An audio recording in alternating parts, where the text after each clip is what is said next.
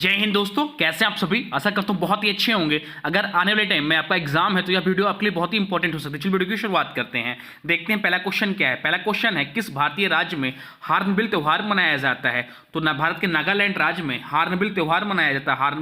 Hornbill त्यौहार जो है वो भारत के नागालैंड राज्य में मनाया जाता है। नागालैंड राज्य में हार्नबिल त्यौहार मनाया जाता है। संगाई महोत्सव इंपॉर्टेंट है या मणिपुर राज्य में मनाया जाता है। यहाँ बात हुई नागालैंड की, जिसकी स्थापना हुई थी 1 दिसंबर 1963 को। राजधानी है कोहिमा। राज्यपाल हैं लागड़ेसन वर्तमान समय में इसके। मुख्यमंत्री इसके हो जाते हैं नेफ्यूरियो। इनकी जो पार्टी वो नेशनलिस्ट डेमोक्रेटिक प्रोग्रेसिव पार्टी है। सीटों की बात करें नागालैंड में तो नागालैंड में सीटों की संख्या 1 है। राज्यसभा सीटों की संख्या 1 है और विधानसभा सीटों की संख्या 60 है। चलते हैं अगले क्वेश्चन की ओर। अगला क्वेश्चन है, काजीरंगा राष्ट्रीय उद्यान किस राज्य में स्थित है। तो काजीरंगा राष्ट्रीय उद्यान जो है वो बात के असम राज्य में स्थित है। इसका राइट आंसर हो जाएगा ऑप्शन सी, असम। असम में काजीरंगा राष्ट्रीय उद्यान है। काजीरंगा राष्ट्रीय उद्यान असम राज्य में स्थित है। काजीरंगा राष्ट्रीय उद्यान एक सींग वाले गैंडे के लिए प्रसिद्ध है। कान्हा कान्हा किसली राष्ट्रीय उद्यान, संजय राष्ट्रीय उद्यान एवं पेंच राष्ट्रीय उद्यान, ये सभी मध्य प्रदेश राज्य में स्थित है। ये भी ध्यान रखिए। केवलादेव, ससिस्का एवं रणथंभौर, अगर एग्जाम में आपसे पूछा जाए तो केवलादेव, ससिस्का और रणथंभौर अभ्यारण्य जो है राजस्थान में स्थित है। गौतम बुद्ध वन्यजीव अभ्यारण्य या बिहार में है, यह भी ध्यान रखिएगा। बात यहाँ हो रही असम राज्य की, जिसे राज्य के रूप में दर्जा मिला 26 जनवरी 1950 को। राजधानी है दिसपुर। राज्यपाल है वर्तमान समय में लक्ष्मण प्रसाद आचार्य। मुख्यमंत्री हेमंत बिस्वा शर्मा। पार्टी की बात, उनकी पार्टी है भारतीय जनता पार्टी। सीटों की बात, लोकसभा की 14 सीटें हैं, राज्यसभा की 7 सीटें और विधानसभा की 126 सीटें हैं यहाँ पर। चलते हैं अगले क्वेश्चन की ओर। अगला क्वेश्चन है, भारत के राष्ट्रपति को पद से हटाने के लिए संसद द्वारा कौन सा प्रस्ताव पारित किया जाता है। तो भारत के राष्ट्रपति को पद से हटाने के लिए संसद द्वारा महाभियोग प्रस्ताव पारित किया जाता है। इसका राइट आंसर हो जाएगा ऑप्शन डी। भारत के राष्ट्रपति को पद से हटाने के लिए संसद द्वारा महाभियोग प्रस्ताव पारित किया जाता है। महाभियोग प्रस्ताव संसद के किसी भी सदन में पेश किया जा सकता है। महाभियोग प्रस्ताव का उल्लेख अनुच्छेद 61 में है। ये अगर पूछा जाए आपसे कि महाभियोग प्रस्ताव संविधान के किस अनुच्छेद में है तो यह अनुच्छेद 61 में दिया गया है। राष्ट्रपति पर महाभियोग जो है प्रस्ताव लाने से 14 दिन पूर्व राष्ट्रपति को उसकी सूचना देनी पड़ती है। राष्ट्रपति के विरुद्ध महाभियोग प्रस्ताव संसद के दोनों सदनों से पारित हो जाने पर मुख्य न्यायाधीश उन्हें पद छोड़ने के लिए आदेश जारी करते हैं। चलते हैं अगले क्वेश्चन की ओर। अगला क्वेश्चन है, स्कर्वी रोग किस विटामिन कमी से कारण होता है। तो स्कर्वी रोग जो है विटामिन सी की कमी से होता है। तो इसका राइट आंसर हो जाएगा ऑप्शन डी। विटामिन सी की कमी से स्कर्वी रोग होता है। स्कर्वी रोग विटामिन सी की कमी के कारण होता है। विटामिन सी का रासायनिक नाम जो है एस्कॉर्बिक एसिड है। विटामिन सी का रासायनिक नाम जो है एस्कॉर्बिक एसिड है। विटामिन डी का रासायनिक नाम कैल्सीफेरॉल है। विटामिन डी की कमी से जो रोग होता है वो रिकेटस होता है। विटामिन ए का रासायनिक नाम रेटिनॉल है और इसी कमी से रतौंधी नामक रोग होता है। यह भी ध्यान रखिएगा। चलते हैं नेक्स्ट क्वेश्चन की ओर। अगला क्वेश्चन है, उच्चतम गुणवत्ता वाला कठोर कोयला निम्न में से कौन सा है। उच्चतम गुणवत्ता वाला कठोर कोयला निम्न में से कौन सा है। तो इसका जो राइट आंसर हो जाएगा वो हो जाएगा ऑप्शन बी, एंथ्रासाइट्स। एंथ्रासाइट्स जो है वह उच्चतम गुणवत्ता वाला कठोर कोयला है। उच्चतम गुणवत्ता वाला कठोर कोयला जो एंथ्रासाइट है। कोयला जो जीवाश्मी ईंधन होता है। कोयला अवसादी चट्टानों में पाया जाता है। कोयला हाइड्रोकार्बन का एक रूप है। कार्बन की उपस्थिति के आधार पर कोयला को चार प्रकार के होते हैं। जो होता है एंथ्रासाइट, इसमें 90 से 98% कोयला होता है, सबसे उच्चतम गुणवत्ता वाला होता है। फिर उसके बाद होता है बिटुमिनस। बिटुमिनस में कोयले की जो मात्रा होती है वो 78 से 85% होती है और यह सामान्य कोयला होता है। और बात करें लिंगानाइट की, तो लिंगानाइट में 70 से 80% कार्बन की मात्रा होती है। भूरा कोयला होता है, यह सामान्य कोयला होता है। पीट जो होता है 50% से कम इसमें कार्बन होता है। निर्माणाधीन या न्यूनतम कोयला होता है।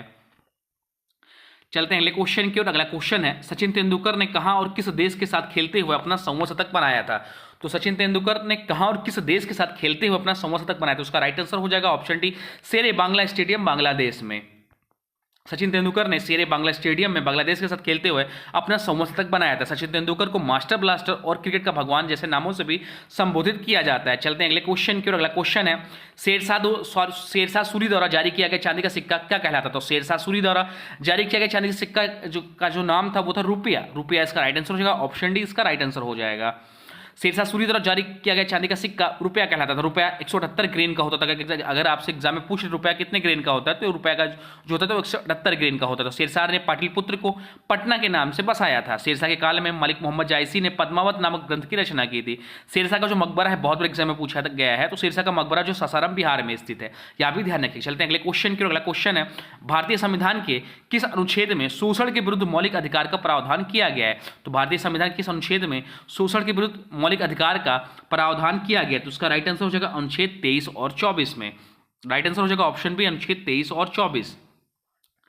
भारतीय संविधान के अनुच्छेद 23 और 24 में शोषण के विरुद्ध मौलिक अधिकार का प्रावधान किया गया है। भारतीय संविधान के अनुच्छेद 12 से 35 तक मौलिक अधिकार का उल्लेख भाग 3 में किया गया है। मौलिक अधिकारों की कुल संख्या जो वर्तमान समय में ये 6 है। अनुच्छेद 23 जो है वो मानव तस्करी और बल्लाद श्रम पर रोक लगाई गई है। अनुच्छेद 24 में 14 साल से कम उम्र के बच्चों को कारखानों, खदानों या किसी अन्य खतरनाक काम करने से रोका गया है। चलते अगले क्वेश्चन की ओर। अगला क्वेश्चन है, भारत में करेंसी नोट किस संस्था द्वारा जारी किया जाता है? भारत में करेंसी नोट जो है वो आरबीआई के द्वारा जारी किया जाता है। इसका राइट आंसर हो जाएगा ऑप्शन सी, आरबीआई। भारत में करेंसी नोट आरबीआई संस्था द्वारा जारी किया जाता है। आरबीआई को बैंकों का बैंक कहा जाता है। मौद्रिक नीति आरबीआई द्वारा जारी किया जाता है। यहां बात हो रही है आरबीआई की, जिसका फुल फॉर्म होता है रिजर्व बैंक ऑफ इंडिया। इसकी स्थापना हुई थी 1 अप्रैल 1935 को हिल्टन यंग कमीशन सिफारिश के आधार पर। अधिनियम आया था भारतीय रिजर्व बैंक अधिनियम 1934। राष्ट्रीयकरण हुआ था इसका 1 जनवरी 1949 को। इसका मुख्यालय मुंबई महाराष्ट्र में, पहले कोलकाता था। पहले ब्रिटिश गवर्नर जो इसके थे वो सर ऑसबॉर्न स्मिथ थे। पहले भारतीय गवर्नर जो थे सीडी देशमुख थे। वर्तमान समय में जो इसके गवर्नर नए बने वो संजय मल्होत्रा बने 26वें नंबर के। इससे पहले जो थे पूर्व गवर्नर वो शक्तिकांत दास थे जो कि 25वें नंबर के थे। चलते नेक्स्ट क्वेश्चन की। अगला क्वेश्चन है, निम्न में से किस व्यक्ति को भारतीय फिल्म उद्योग के जनक के रूप में जाना जाता है? उसका राइट आंसर हो जाएगा दादा साहब फाल्के। दादा साहब फाल्के इसका राइट आंसर हो जाएगा। दादा साहब फाल्के को भारतीय फिल्म उद्योग के जनक के रूप में जाना जाता है। दादा साहब फाल्के के सम्मान में उनके नाम पर ही भारतीय फिल्म जगत का सर्वोच्च पुरस्कार दादा साहब फाल्के पुरस्कार दिया जाता है। 1969 में प्रथम दादा साहब फाल्के पुरस्कार देविका रानी को दिया गया था, यह भी ध्यान रखिएगा।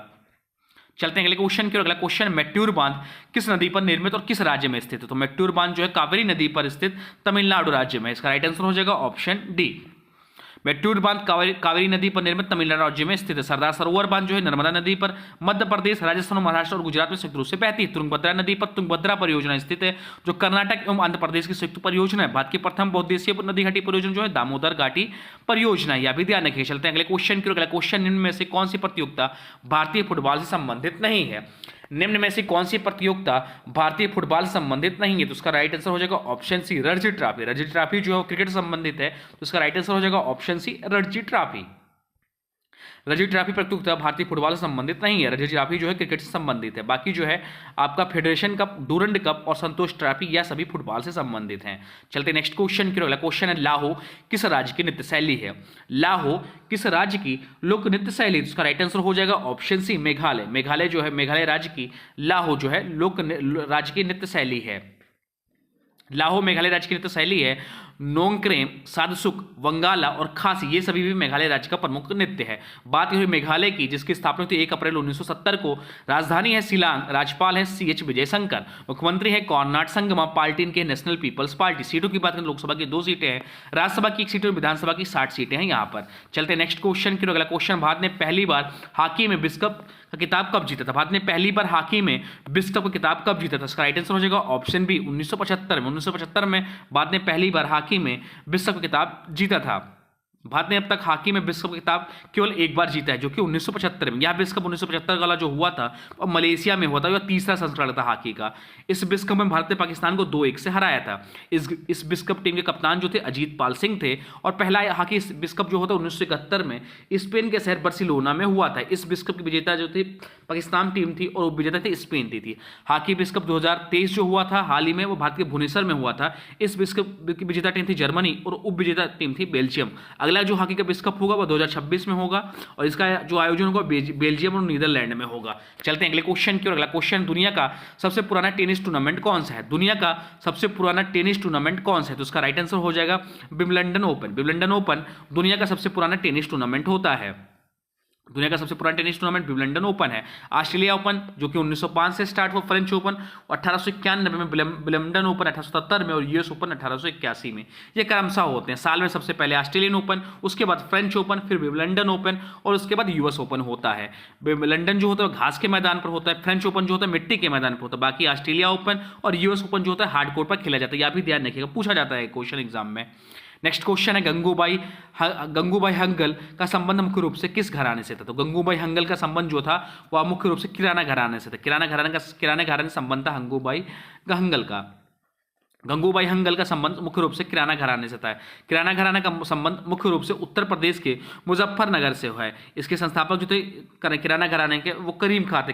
करीम खां किराना घराना के संस्थापक थे। इस घराने के प्रमुख कलाकार जो हैं भीमसेन जोशी, उपेंद्र भट्ट, बलदेव सिंह बाली और अब्दुल वाहिद खान हैं। चलते हैं अगले क्वेश्चन की ओर। अगला क्वेश्चन, निम्नलिखित में से पंजाब राज्य संगीत का एक मुखर रूप है। निम्नलिखित में से पंजाब राज्य से संगीत का एक मुखर रूप है, तो इसका राइट आंसर हो जाएगा टप्पा।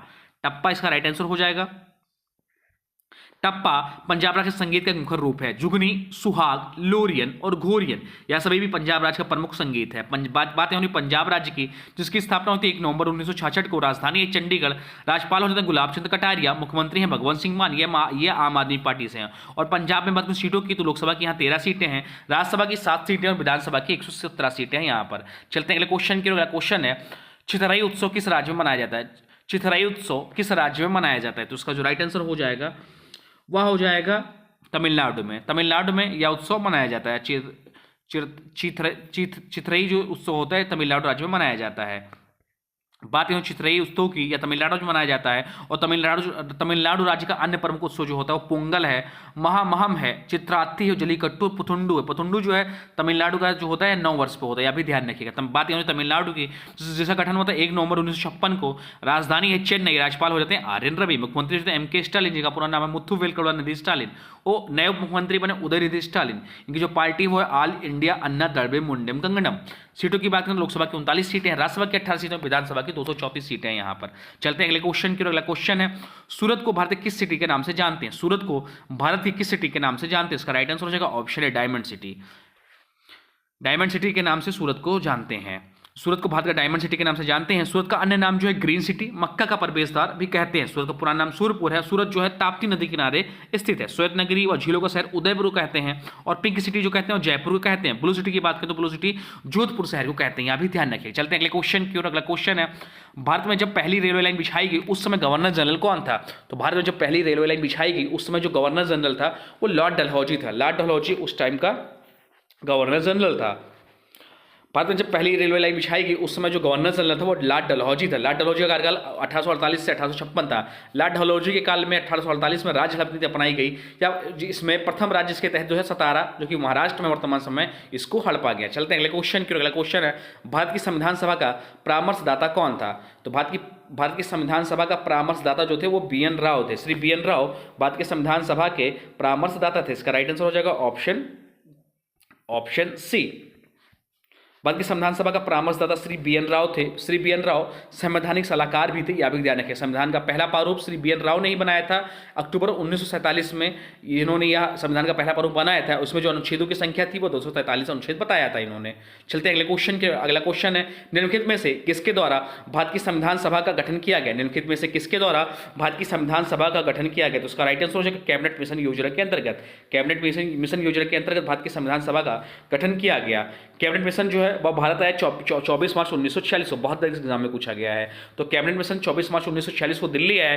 कैबिनेट मिशन ने अपना प्रस्ताव जो दिया वह 16 मई 1946 को पेश किया। इस कैबिनेट मिशन का उपाध्यक्ष जो थे वो माउंटबेटन थे, उपाध्यक्ष थे पंडित नेहरू जी, और सदस्यों की संख्या जो इसमें थी वह 13 थी। यह भी ध्यान रखिएगा। नेक्स्ट क्वेश्चन है, संविधान सभा की प्रांतीय संविधान समिति का अध्यक्ष कौन था? संविधान सभा की प्रांतीय संविधान समिति का अध्यक्ष कौन था? इसका जो राइट आंसर हो जाएगा वो हो जाएगा सरदार पटेल। सरदार पटेल इसका राइट आंसर हो जाएगा। ऑप्शन डी इसका राइट आंसर हो जाएगा। संविधान सभा की प्रांतीय संविधान समिति के अध्यक्ष जो थे सरदार पटेल थे। मौलिक अधिकारों के लिए सलाहकार समिति के जो अध्यक्ष थे, या पूछा गया तो मौलिक अधिकारों के लिए सलाहकार समिति के जो अध्यक्ष थे वो भी सरदार पटेल थे। मौलिक अधिकारों के लिए उप समिति के जो अध्यक्ष थे वह JB कृपलानी थे। ध्यान रखिएगा, बहुत बार कंफ्यूज होते हैं और लोग इसको गलत करके आते हैं। तो मौलिक अधिकारों के लिए जो सलाहकार समिति थे उसके अध्यक्ष थे सरदार पटेल, और मौलिक अधिकारों के लिए उप समिति के जो अध्यक्ष थे वो JB कृपलानी थे। अल्पसंख्यक उप समिति के जो अध्यक्ष थे वो HG मुखर्जी थे। डॉक्टर भीमराव अम्बेडकर जो थे प्रारूप समिति के अध्यक्ष थे। पंडित जवाहरलाल नेहरू संघ शक्ति समिति व संघ संविधान समिति के प्रमुख थे। डॉक्टर राजेंद्र प्रसाद जो थे संचालन समिति के प्रमुख थे। यह सब भी ध्यान रखिएगा। चलते हैं अगले क्वेश्चन की ओर। अगला क्वेश्चन है, निम्नलिखित में से कौन सा लोक नृत्य गुजरात राज्य से संबंधित नहीं है? निम्नलिखित में से कौन सा लोक नृत्य गुजरात राज्य से संबंधित नहीं है? तो उसका राइट आंसर है विदेशिया। विदेशिया जो है बिहार राज्य से संबंधित है, तो उसका राइट आंसर हो जाएगा यहाँ पर विदेशिया। बाकी गरबा, डांडिया डांस और बिछड़ो जो है या गुजरात राज्य से संबंधित है। तो विदेशिया लोक नृत्य जो गुजरात राज्य से संबंधित है, विदेशिया लोक नृत्य जो गुजरात राज्य से संबंधित नहीं है। विदेशिया लोक नृत्य जो है बिहार राज्य से संबंधित है। बिहार राज्य से संबंधित है, यहाँ इसका हो जाएगा नहीं है।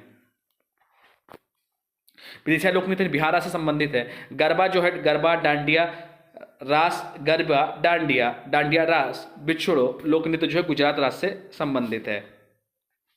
चलते हैं अगला क्वेश्चन की ओर। अगला क्वेश्चन है, जहांगीर के काल में मुगल दरबार में आने वाला पहला अंग्रेज कौन था? तो जहांगीर के काल में मुगल दरबार में आने वाला पहला अंग्रेज जो था वो था captain William Hawkins. Captain William Hawkins Jahangir के काल में मुगल दरबार में आने वाला पहला अंग्रेज था। जहांगीर काल में मुगल दरबार में आने वाला पहला अंग्रेज जो था कैप्टन विलियम हाकिंस था। कैप्टन विलियम हाकिंस जहांगीर के शासनकाल के दौरान अप्रैल 1609 में मुगल दरबार में उपस्थित होने वाले प्रथम अंग्रेज थे। जहांगीर ने हाकिंस को इंग्लिश खान के रूप में संबोधित किया क्योंकि वह सूरत में इंग्लिश फैक्ट्री की स्थापना करने के लिए मुगल सम्राट जहांगीर की अनुमति प्राप्त करने में सफल हो गया था। तो ये रहे टॉप 25 क्वेश्चन।